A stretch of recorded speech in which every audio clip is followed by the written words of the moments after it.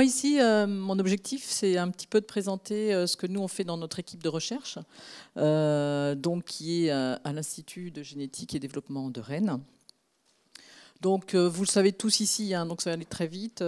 On est centre de référence, enfin Rennes est centre de référence de l'holoprosencéphalie, ce qui nous permet d'avoir une des plus grandes cohortes de patients pour cette pathologie. Et à savoir que depuis quelques années, on collectionne également les cellules de patients. Alors pareil, sur la clinique, je vais aller très vite hein, parce que je sais à qui je parle, donc j'ai rien à vous apprendre. À garder en mémoire que l'holoprosencéphalie, alors j'ai pas de point rouge. Hein. Vous le voyez? Ah, ok. L'holoprosencéphalie donc se met en place très tôt au cours du développement du cerveau antérieur, donc au niveau d'un tissu qui s'appelle le neuroectoderme. Et c'est une maladie qui n'est pas si rare. Et sa caractéristique, c'est qu'il existe un continuum parfait de sévérité, de la forme la plus sévère ici, avec la forme allobaire, à des formes moins sévères, jusqu'à la présence chez certains individus uniquement d'une incisive médiane unique. Donc à garder en tête ce continuum du phénotype, donc qui affecte principalement des structures de la ligne médiane. Donc comment nous on aborde cette maladie rare? Donc on a la chance au niveau de l'équipe d'avoir toutes les expertises. Donc on a la clinique, entre autres avec Sylvie, on a la génomique avec Christelle, on a la bioinfo avec Marie, moi, j'essaye, avec le reste de l'équipe, donc de développer des explorations fonctionnelles. Donc, principalement, on utilise le modèle animal, la souris, et depuis plus récemment, des cellules souches humaines. Donc, l'objectif, certes, c'est d'améliorer le diagnostic pour cette pathologie, mais également de décrire la physiopathologie, mais aussi, moi, j'aime bien aussi décrire le développement normal du cerveau quand on peut. Donc, très vite, hein, sur l'étiologie, nous, on s'intéresse principalement donc, aux formes isolées. Et on sait bien sûr aujourd'hui qu'un certain nombre de ces formes isolées sont liées à des variants dans le gène hétérozygote, dans le gène Sonic Hedgehog. Donc Sonic Hedgehog est un morphogène. Donc c'est une molécule qui est sécrétée grâce à une grosse protéine transmembranaire donc à l'extérieur de la cellule. Elle va diffuser jusqu'à son récepteur, qui va permettre le relargage d'un facteur de transcription GLI qui ira activer donc des gènes cibles, comme par exemple NKX2.1. Donc on sait bien aujourd'hui que très tôt au cours du développement, Sonic Hedgehog est d'abord sécrété par la notochorde, qui va induire sa propre expression au niveau de la floor plate du tube neural, et ainsi Sonic Hedgehog va diffuser pour établir un gradient le long de l'axe ventro-dorsal. Et comme c'est un morphogène, eh bien, il va activer des facteurs de transcription en fonction de sa concentration. Et on sait très bien maintenant que c'est une anomalie de ce gradient de concentration qui conduit à une holoprosencéphalie. Donc, pour un petit peu résumer ce qu'on sait, je remets un petit peu au goût du jour cette expérience réalisée par Sandra Mercier il y a 12 ans dans mon équipe, et ici qui montre de façon très très jolie comment on peut reproduire tout le spectre de l'holoprosencéphalie juste en inhibant la cyclopamine, donc avec quand on inhibe Sonic Hedgehog grâce à la cyclopamine. Donc lorsque on élimine Sonic Hedgehog au cours du développement, on se retrouve donc avec une forme très sévère, et on peut comme ça récapituler donc l'ensemble du spectre selon un gradient de concentration. Donc ça, ces expériences ont été réalisées chez des embryons de poulets. Donc clairement, Sonic Hedgehog est vraiment majoritairement impliqué dans cette pathologie, mais notre équipe a également permis 10, 15, 20 dernières années, de montrer qu'au-delà de Sonic Hedgehog, il y avait également la voie FGF, la voie Notch et la voie nodale, donc qui sont également impliquées. Plus récemment, des études en whole exome en trio ont permis de montrer que chez des patients, on pouvait avoir une accumulation de variants dans des tas de nouveaux gènes. Mais ce dont on est à peu près sûr aujourd'hui, c'est que tous ces variants tous ces gènes ont une fonction de près ou de loin dans le contrôle de l'activité de Sonic Hedgehog. Donc, bon, clairement, c'est une maladie complexe. On essaye de résumer un petit peu comme ça à partir de ce que l'on sait des modèles animaux. Donc, en extrapolant chez l'humain, notre hypothèse, c'est que il est nécessaire au cours du développement de l'embryon humain que l'activité de Sonic Hedgehog soit maintenue à une certaine concentration, et ça pendant 3 semaines. Et pour ça, il y a un certain nombre de voies qui sont impliquées, de gènes qui permettent ce maintien. Et on émet aussi l'hypothèse que plus l'activité Sonic Hedgehog est altérée tôt au cours du développement, plus sévère sera le phénotype. Bon, aujourd'hui, on est toujours dans l'impasse au niveau génétique moléculaire pour 70% des patients, malgré voilà, les exomes, les génomes. Donc, on est on a dû réfléchir à trouver des nouvelles... voilà, des nouveaux moyens pour essayer de faire améliorer ce diagnostic moléculaire.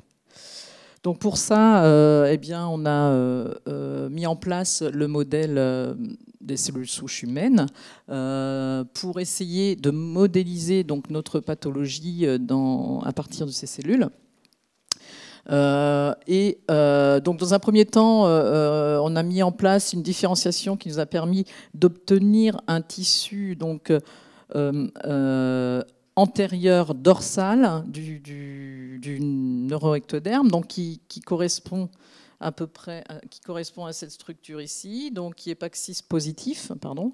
Et lorsque l'on, au cours de cette différenciation, lorsque l'on ajoute Sonic Hedgehog au début de la différenciation pour mimiquer ce qui se passe in vivo, c'est-à-dire la sécrétion d'autocordes, on arrête donc après le jour 6, il n'y a plus de Sonic Hedgehog, mais on obtient à ce moment-là un tissu qui, lui, a une identité totalement ventrale avec l'expression du gène NKX2.1. Et on montre aussi qu'on arrive à faire exprimer Sonic Hedgehog de façon cellulaire autonome dans ces cellules.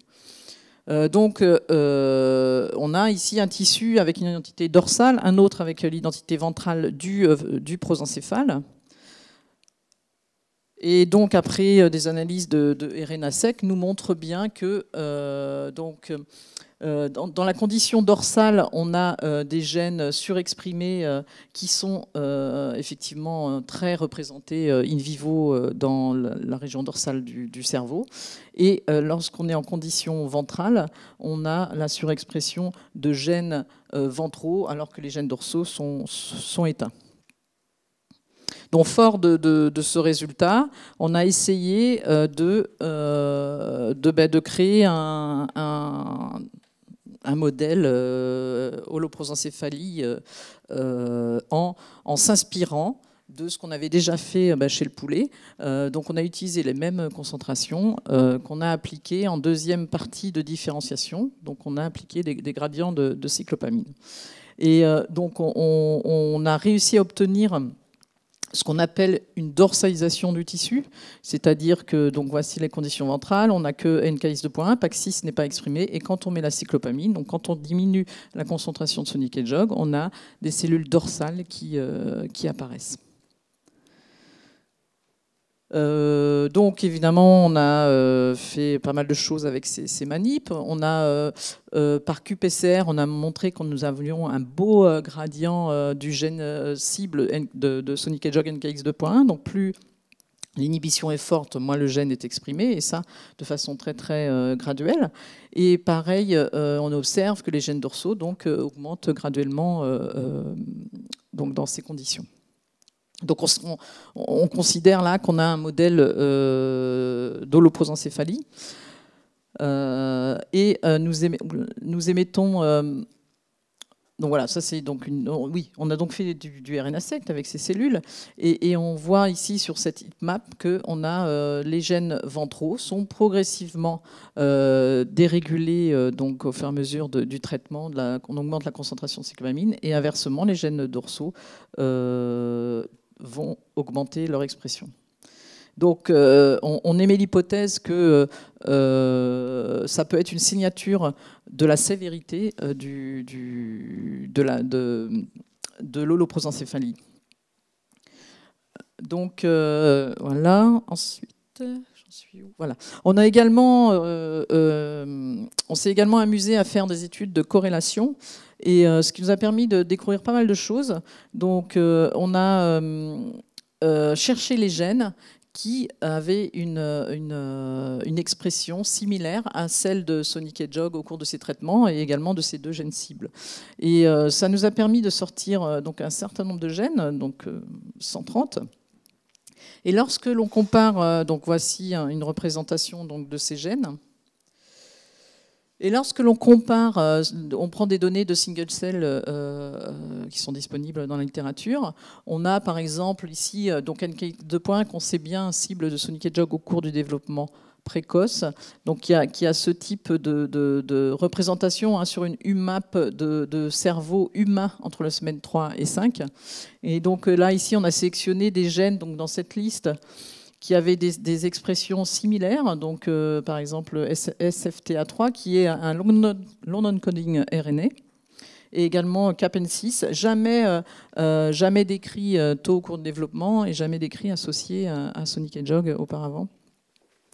Et donc là, on a fait pour le plaisir, on s'est fait des petites sondes ARN qu'on a testées chez l'embryon de souris. Et on voit ici une expression très spécifique, même si elle est light, mais au niveau du cerveau ventral, donc chez un embryon de souris, qui disparaît chez le KO du gène Sonic Hedgehog, en montrant bien que ce gène est sous la régulation de Sonic Hedgehog. Et de même, autant KPN6 avait été très bien décrit dans le premier arc pharyngien, son expression, cette expression ici dans le cerveau ventral n'avait pas été décrite auparavant. Et on s'aperçoit que spécifiquement, on perd cette expression donc, là, chez les KO Sonic Hedgehog. Donc là, on a plein de gènes comme ça qu'on essaye de valider.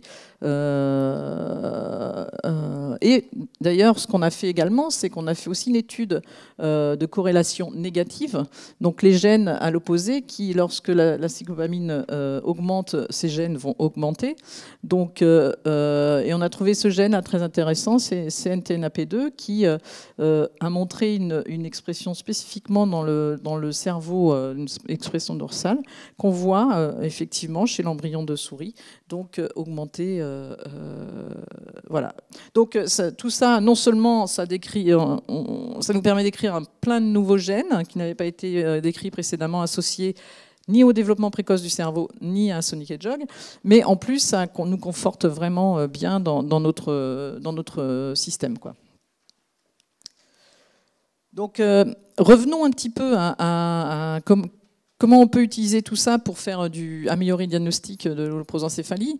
Donc, on a également en parallèle créé donc, un petit rappel, hein, les patients qui ont des mutations dans le gène sont toujours des mutations hétérozygotes. Donc, on a créé une cellule IPS avec une mutation hétérozygote dans Sonic Hedgehog, bon, et le KO, bien évidemment. Et donc, on observe de façon très jolie une diminution, ma foi, de l'ordre de la moitié chez les hétérozygotes, ce qui n'était pas gagné, hein, parce que moi qui ai l'habitude de travailler chez la souris, c'est loin d'être le cas quand on travaille sur des animaux hétérozygotes. Enfin là, on a quelque chose... c'est hyper important parce que si nos cellules IPS hétérozygotes se comportaient comme des wild type, ce serait très compliqué pour notre hypothèse. Donc, ce qu'on a fait donc avec ces cellules, c'est qu'on les a cultivées donc selon le protocole de ventralisation. Et on observe de façon très très jolie que, ici en PCA, donc le long de l'axe 1, on voit bien ici les cellules ventralisées. Ici, ce sont des cellules traitées à la cyclopamide, donc qui sont bien clusterisées par traitement. Et on voit que l'hétérozygote de Sonic Hedgehog se projette donc sur la PC1 au niveau de concentration intermédiaire de la cyclopamine, alors que l'homozygote se projette au niveau de la concentration la plus forte de cyclopamine qui correspond à l'inhibition totale de Sonic Hedgehog. Et là, ici, on a fait, pour parler un petit peu de signature ARN, ici, on a fait on a regardé les gènes différentiellement exprimés entre le contrôle et l'hétérozygote. Et ce qui est très intéressant, c'est que ces gènes, il n'y en a pas 10 000. Il y en a une vingtaine. Et en fait, ça se trouve, notre signature HPE, elle se retrouve au niveau de ces 20 gènes ici. Donc pour continuer, ce qui est aussi très très beau à mon avis, c'est que lorsque l'on traite les cellules hétérozygotes à la cyclopamine, on s'aperçoit que ces cellules sont beaucoup plus sensibles au traitement cyclopamine.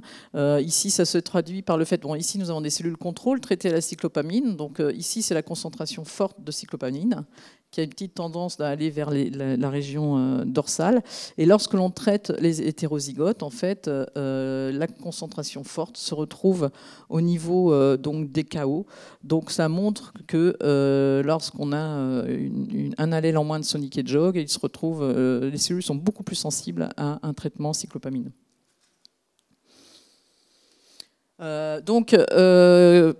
Une fois qu'on a dit tout ça, quelles sont nos perspectives ? Elles sont nombreuses. On a le quoi travailler pendant des décennies, puisque avec ces cellules, on peut faire plein de choses. Effectivement, nous avons donc toujours nos familles en attente de diagnostic. Et ces familles, elles sont... ces patients-là peuvent être de différents niveaux. On a des patients dont on a trouvé des variants, mais on ne sait pas si ça a un lien avec la pathologie. On a des patients oligogéniques, parfois avec 4 ou 5 variants. On ne sait pas lesquels sera responsable. Donc voilà, c'est des choses qu'il faut tester. On a des patients qui n'ont rien d'identifié. Donc aujourd'hui, on a, grâce au soutien de la FHU, on a 6 cellules de patients qui sont en cours de reprogrammation à Nantes. Là, on a un avec variant dans SHH, DISP, également 2 où on n'a rien du tout. Et donc là, les possibilités sont multiples. Donc l'idée, c'est une fois que ces cellules seront reprogrammées, c'est de les différencier donc, selon notre protocole et de projeter la signature ARN sur nos modèles d'inhibition. En gros, si ces signatures ARN se projettent à ce niveau-là, on pourra affirmer que le patient a effectivement eu, au cours du développement, une carence en activité Sonic Hedgehog. Ça, c'est un fait. Après, si on a détecté des variants, on peut envisager de faire un rescue de ce variant et de voir si on rescue la différenciation de ces cellules. Donc, le rescue, on peut imaginer qu'on se rapproche un petit peu de cette identité-là.